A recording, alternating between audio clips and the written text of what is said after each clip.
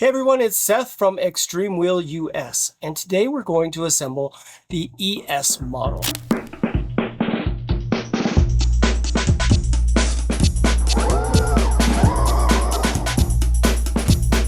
Everything you need to assemble the ES is included in the box. That is with the exception of some blue Loctite and some scissors or a utility knife.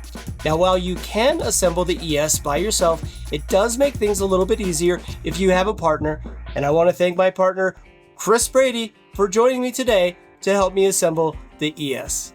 The first thing that you're going to do when you get your Extreme Wheel ES is to remove all of this strapping from the box, as well as any protective film, and then the next step is to inspect the contents.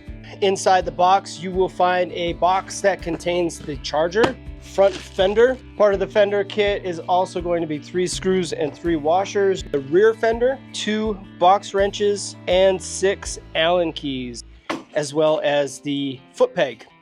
You'll also find a front tire as well. Make sure you have that, that's kind of important. Next thing you're going to do is to go ahead and remove the 4 bolts that hold the handlebars on. Loctite to each of the 4 bolts, and then go ahead and tighten those down. Be sure that you don't pinch any of the wires in between the handlebars and the frame. All right, so our next step is going to be to install the rear suspension pin. In order to do that, we've come up with a little trick that we like to use. Lift the bike up on the packaging that came with the bike. And what that does is it extends the amount of space to the proper length between the rear suspension and the suspension pin. You won't need Loctite for this application because we use a locking nut. It's really helpful if you have 2 people. So having a friend lift up on the seat as you're pushing the suspension bolt through makes it much easier. And for our next step, install the front fender. The fender will come with 3 washers and 3 screws. You're going to want to go ahead and put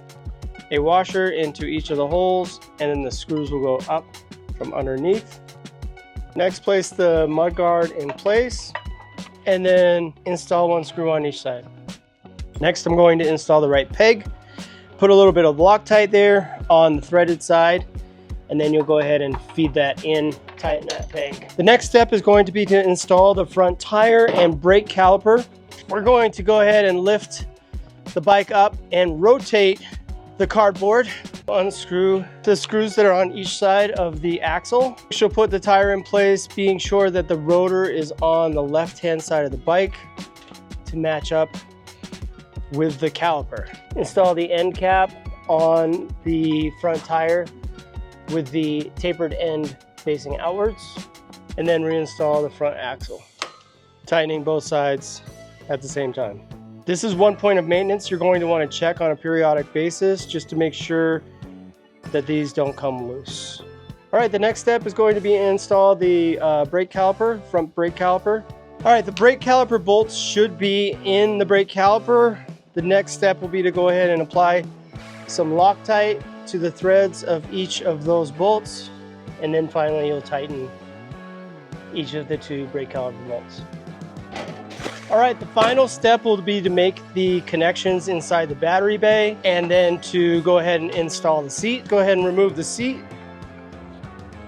and then take any red tape that's on the battery terminals off, remove that, plug the battery in. You should hear a beep, and then locate the 2 silver screws, and those are going to be affixed underneath.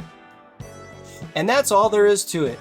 For a final check, please make sure all of the remaining screws and bolts on the bike are secure, and you are going to want to do this periodically because the vibrations of riding can sometimes cause nuts and bolts to loosen. Last but not least, wave the NFC card or the bracelet over the NFC sticker in order to start the bike, and you're ready to ride.